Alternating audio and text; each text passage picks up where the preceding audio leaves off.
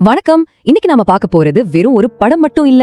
யோசிச்சு பாருங்க, 1975ல தமிழ் சினிமாவின் போக்கே மாத்தி அமைச்ச இயக்குனர் சிகரம் கே. பாலச்சந்தர் செதுக்கின ஒரு புரட்சி. கிட்டத்தட்ட 50 வருஷம் கழிச்சும் இன்னைக்கும் பேசப்படுற ஒரு காவியம், அபூர்வ ராகங்கள். நான் உங்ககிட்ட உன்னை கேக்குறேன், கிட்டத்தட்ட அரை நூற்றாண்டுக்கு முன்னாடி வந்த ஒரு படம் இப்போவும் ஒரு டேரிங்கான படமா இருக்க முடியுமா? என்ன முடியும்னு சொன்னா நம்புவீங்களா? முடியும். அது எப்படி சாத்தியம்னு தான் நாம இப்ப பார்க்க போறோம். சரி, முதல்ல படத்தோட இதயத்துக்குள்ள போவோம். அதாவது அதோட கதை. அன்னைக்கு இருந்த சமூகத்தோட அத்தனை கட்டுப்பாடுகளையும் உடைச்சு எறிகிற மாதிரி ஒரு ரொம்பவே காம்ப்ளெக்ஸான ஆனா ரொம்ப ரொம்ப அழகான ஒரு காதல் கதை. சரி, வாங்க ஆரம்பிக்கலாம். முதல்லயே ஒரு கேள்வி கேட்கும் போதே தலை சுத்துதில்ல. ஆனா இந்த ஒரு கேள்விதான், இதுதான் இந்த படத்தோட மொத்த கதையோட ஆணிவேர். இது எப்படி சாத்தியமாகும்னு படம் பார்க்கும்போதுதான் நமக்கே புரியும். அடுத்ததா கதை எங்கிருந்து ஆரம்பிக்குதுன்னு பாப்போம். அந்த காலத்துல சமூகமே ஏத்துக்காத ஒரு தடை செய்யப்பட்ட உறவுல இருந்துதான் இந்த கதையே தொடங்குது. இதோ நம்ம கதையோட முக்கிய கதாபாத்திரங்கள். ஒரு பக்கம் அப்பா கூட சண்டை போட்டுட்டு வீட்டை விட்டு வெளியே வர்ற ஒரு துடிப்பான இளைஞன் பிரசன்னா. இந்த ரோல்ல நம்ம உலகநாயகன் கமலஹாசன். இன்னொரு பக்கம் அவரை விட வயசுல ரொம்பவே மூத்தவங்க, ஒரு புகழ்பெற்ற கர்நாடக சங்கீத பாடகி பைரவி. இந்த கேரக்டரை ஸ்ரீவித்யா பண்ணிருப்பாங்க. இவங்க 2 பேருக்கும் நடுவுல பெரிய வயசு வித்தியாசம் இருந்தா என்ன, ஒரு ஆழமான உண்மையான காதல் மலருது. பிரசன்னா பைரவி கிட்ட தன்னோட காதலை சொல்ற அந்த ஒரு நிமிஷம் அப்போ இருந்த எல்லா சமூக விதிகளையும் தூக்கி போட்டு உடைக்குது. சோ இது வெறும் ஒரு காதல் கதை மட்டும் கிடையாது. இது அந்த காலத்து சமூக அமைப்புக்கு நேரடியா விடப்பட்ட ஒரு சவால். ஆனா வெயிட் பண்ணுங்க, கதையோட உண்மையான சிக்கல்களே இதுக்கப்புறம் தான் ஆரம்பிக்க போகுது.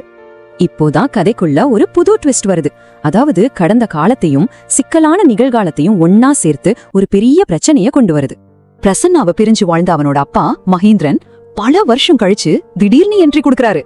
அவர் மட்டும் வரல, கூடவே ஒரு மூட்டை பிரச்சனையையும் தூக்கிட்டு வர்றாரு. இந்த ஸ்லைட்ல நீங்க பாக்குறது சும்மா பாயிண்ட்ஸ் இல்ல, இது ஒரு பெரிய சிலந்தி வலை.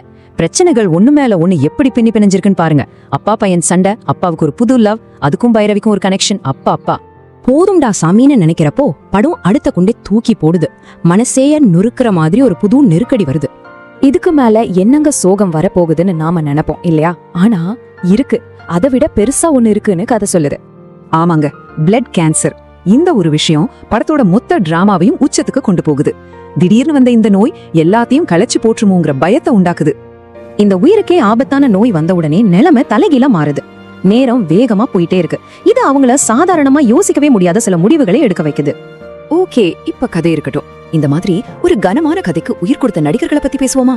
அதுலயும் முக்கியமா அந்த நடிப்போட நாயகனை பத்தி. முதல்ல இந்த வரிய நல்லா கவனிங்க. அவரது கண்ணீரே ஒரு சிம்பொனி. உலகநாயகன் கமல்ஹாசனோட நடிப்பை இதை விட அழகா ஒரே வரியில சொல்லவே முடியாது இல்லையா? இந்த படத்துல கமல் சாரோட பெர்ஃபார்மன்ஸ்ல பல லேயர்ஸ் இருக்கும். ஒரு 20 வயசு பையனோட அந்த ஒரு புரட்சிகரமான எனர்ஜி, மின்னல் வேகத்துல அவர் பேசுற டயலாக்ஸ், அப்புறம் அந்த கில்லர் லுக்ஸ், அடடா. முக்கியமா அந்த காதல் தோல்விய ஒரு வார்த்தை கூட பேசாம வெறும் கண்ணிலேயே காட்டியிருப்பாரு பாருங்க. வாவ், நிஜமாவே சொல்ற, அந்த சின்ன வயசுல எப்படி இவ்வளவு ஆழமான ஒரு நடிப்பை கொடுத்தாருன்னே தெரியல. ஆனா இது வெறும் கமல் படம் மட்டும் இல்ல, ஸ்ரீவித்யாவோட நடிப்பை பத்தி சொல்லியே ஆகணும். அடேங்கப்பா, ஒரு வார்த்தை கூட பேச மாட்டாங்க பல சீன்ல. ஆனா அவங்களோட பார்வை அது ஒரு யுகத்தோட வலியையும் தியாகத்தையும் நமக்கு கடத்திரும். அவங்கள மாதிரி ஜெயசுதா, சுந்தர்ராஜன் படத்துல இருந்த ஒவ்வொருத்தருமே அவங்க கேரக்டருக்கு உயிர் கொடுத்திருப்பாங்க. ஆனா இந்த படத்தோட உண்மையான மிகப்பெரிய ட்விஸ்ட் என்ன தெரியுமா?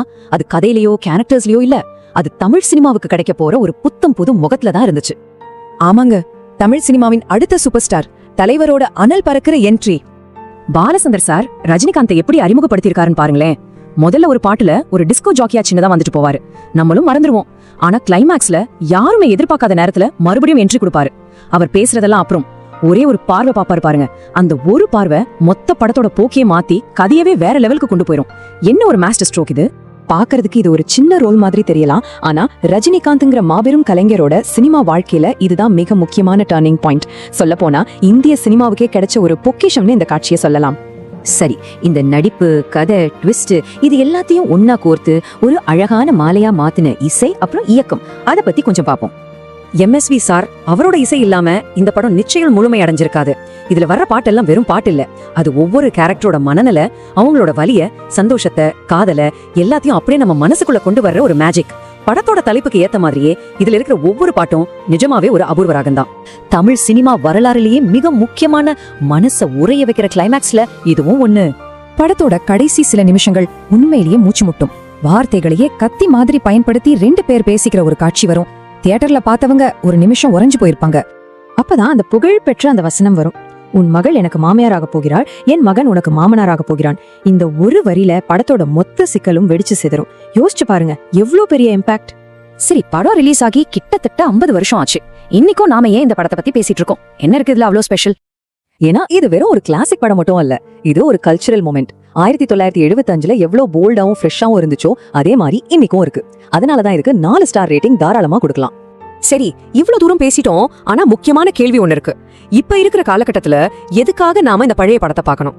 சரி, நீங்க யாருன்னு பாப்போம்.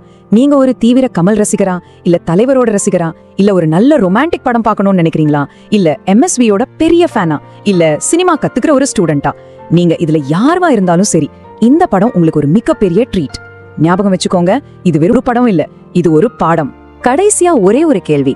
ஒரு சினிமா வெறும் பொழுதுபோக்கு மட்டும் இல்லாம ஒரு கலையாகவும் ஒரு சமூக புரட்சியாகவும் இருக்க முடியுமா?